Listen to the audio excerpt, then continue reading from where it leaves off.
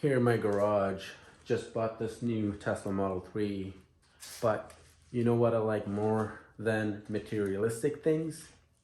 Knowledge. That's why I have books. Okay.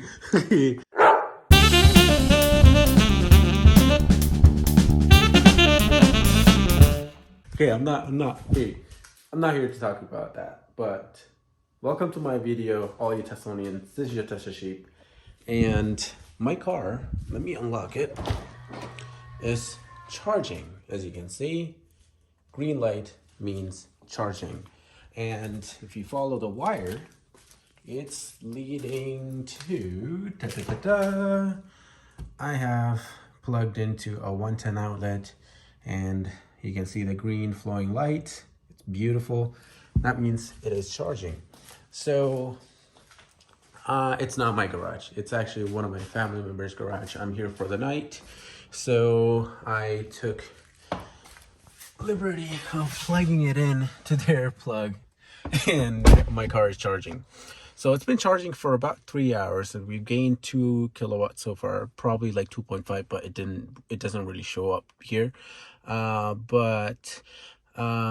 we are charging at 2 kilowatts. That's about 7 kilometer an hour exactly. In miles, that's probably like 5 to 4 point something miles an hour. So it's saying that the remaining time is 14 hours and 50 minutes. That's about 15 hours, which means it will finish charging. Right now it's 12 o'clock. So it'll finish charging around, give or take, 2 o'clock in the morning, in PM, 2 p.m. So today I used the car a little bit too much. So I actually traveled about 150 kilometers. So my charge was really low when I came in to plug it in today. So it has to, charge up extra. But still, it will be full by the time I'll be ready to use my car. So the question that I get asked a lot is, do you really need to buy a fancy charger for your Tesla? The most of the time people would ask me, how much does it cost to install a charger? Because they don't realize that you don't really need to install a charger. For example, for my commute, I commute about 50 kilometers a day. This 110 outlet is more than enough. I would fully charge it overnight and still have a couple of percent to, for the buffer. In the wintertime, of course, I'm going to have a little trouble, but again, it won't be that, if you have a 110 outlet, if you just plug your car in overnight, the battery wouldn't get cold. That means that your car will keep the charge for a long period of time. And trickle charging, the level 1 charging, is actually good for the car. It will degrade the battery even lower. So there are a lot of benefits to charging at a level 1 charger. So by the way, it's charging at 12 amps. So I didn't really reduce the amp because I did use this charger plenty of time. So I don't really have any issues with the amperage. So the voltage is 122. So it's charging at a pretty decent speed for a 110 outlet. So if we go back here to the car displays and go down to distance, as you can see, I have 271 kilometers charging at 7 kilometer an hour, 17 kilometers added, blah, blah, blah. That's the information that you would get. But to answer your question, is the 110 outlet enough? In my opinion, if I have to say, there are two types of people. One who commutes a lot in a day. One just commutes really little and only commutes a lot like once in a blue moon. So for you people who commute a lot, like for example, let's say you live in a rural area where, a grocery store is like 50 kilometers, 20 kilometers away, you probably do need either a NEMA 1450 outlet installed, or most of the houses, like for the example, this house actually have a NEMA 1450 right behind that door. So you can actually buy an extension cable for like $50 off Amazon, plug it in there, and then like fish it through, and somehow actually charge your car. So you really don't need a separate NEMA 1450. But by the way, that NEMA 1450 is actually powering the dryer that they're using. So you're kind of giving up on one thing and gaining another. So you can either charge up on the NEMA 1450 whenever the battery is super low, and if you don't really need it, you can always use that. So you have that option. Or you have option number two, which is the more fancier one, which is just go ahead and buy the Tesla wall adapter, which costs about 700 Canadian, I think. But that's not the expensive part. The expensive part is installing it. Running the thick gauge cable around your house, depending on where your breaker is, where your box is. But that's expensive. But if you're not commuting much, if you only commute, let's say, really far, like once a week or something like that, I wouldn't really recommend you buying a dedicated charger for your car. It doesn't matter if you have S3, X, or Y. That 110 outlet is more than enough for you, because let's say you have a 9 to 5 job. You get ready for your work at like 8 o'clock in the morning and you leave. That means that you're coming home. Let's say your commute is like 60 kilometer in total, right, including grocery shopping or whatnot. You come home 60 kilometers depleted, and plug it in, and you would, let's say you plug it in at 6 o'clock. You plug it at 6 o'clock. You have 12 hours. You actually have 13 hours to replenish the entire charge. So for example, let me show you this. So if I go to display and to energy, I really wish they can actually also show like the distance, not just a percentage. But anyways, so it just fluctuated. So we're at, let's say, 57%.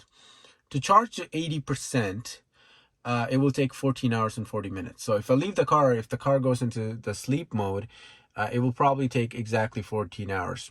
So what that means is that you will actually charge your car to, from now it's 58. So 58% to, let's just say 60%. Let's just round it up and say 60%, 13 hours. Let's just say 13 hours because, 2 kilowatt, whatever. So let's just say 13 hours. So it will take 13 hours to charge 20% of your Model 3. This is a dual motor long range Model 3. So 20%, that comes to about around 80 kilometers. So that is plenty for an average person's commute. So as you can see that, you come from work, you plug it in, you wake up the next morning, you probably charged up to full, and your car probably warmed up the battery. You can also set up scheduled departure. So if you have a house, you're in luck. Or if you live in a flat or an apartment and you have 110 outlet, you're in luck, because you can actually plug in, and by the time you wake up and you got into your car is really smart that it will actually precondition the battery and precondition the cabin, and even turn on the seat heater and toast you up for your butt. So when you come and sit in your car, you're ready to go. So it's really good option. So again, don't spend your money on installing a dedicated charger. First, I would say for the first month, try it with the 110 outlet. See if it actually if it's enough for you. If you can go through a month without needing a high power charger. If you can, then don't go ahead and buy it. Like, leave it, because let's just say that next day you wake up, right? You drove a lot and you the previous day. Let's say you drove a lot the previous day, and then next day you wake up with 30% battery and you gotta go somewhere really, really far. You can't simply just, go to a supercharger and charge up, because like, I mean, let me just show you, right? So this is about 100 kilometer radius, and you can see, yeah, this is about 100 kilometer radius, or 150 kilometer. You can see all these superchargers, and if I go here and click on all these, and you can see that we don't just have superchargers, we have other, regular DC fast chargers other than the superchargers, and the destination chargers, and the level 2 chargers. So you have plenty of option for charging, so you don't really need to worry about it. If it was like 10 years ago, yeah, you kind of have to worry about it, because the charging infrastructure was terrible. It still is a little. They still need to improve, like the government need to improve it, or the other manufacturers of cars. But in terms of Tesla, if you have a Tesla, you don't really need to worry about it, because their main advantage is of course, their cars are amazing and the software is fantastic. And Elon Musk, of course, that adds into their advantage of Tesla. But one of their main advantage is their charging network. It's just immense. They actually have a Trans-Canada charging network, so you can actually go from one end of the country to the other end of Canada, just by using the Tesla supercharger. So it's really good. So yeah, would I recommend it? Again, try it out with the 110 outlet. See if it works for you. If it doesn't, then obviously go ahead and either install a NEMA 1450 somewhere near the car where you park, or more glamorous, more cleaner way is to just buy the $700 wall outlet and install it. So either way, you're going to be happy with the car that you bought. But if you're about to buy a Model 3 S3X or Y, if you're about to buy a Sexy, any one of the Sexy, use my referral code. You will get 1,500 kilometers of free supercharging, or that's a 1,000 mile of free supercharging, depending on you live in US or Canada or anywhere in the world. I'll leave a link for that down below. So use it. You'll get that free supercharging kilometers, and I will also get it. So we would actually use it. Let's say suddenly you want to go to the beach. The pandemic is ending soon. Hopefully we finish putting on all the vaccines to everybody, but summer's coming, so people want to go out. So if you want to go to the beach or something, you can actually get free kilometers or miles. So use my referral code. And also go follow my Instagram page, is Cybertruck Future. I would usually post like Cybertruck pictures like once every day, or I would post it like daily almost. And then I would also post like all the important news, Tesla news, Elon news, SpaceX news in the story. So go follow that. And thanks for liking. Thank you so much for all the new subscribers. Yeah, that's about it. This is your Tesla Sheep.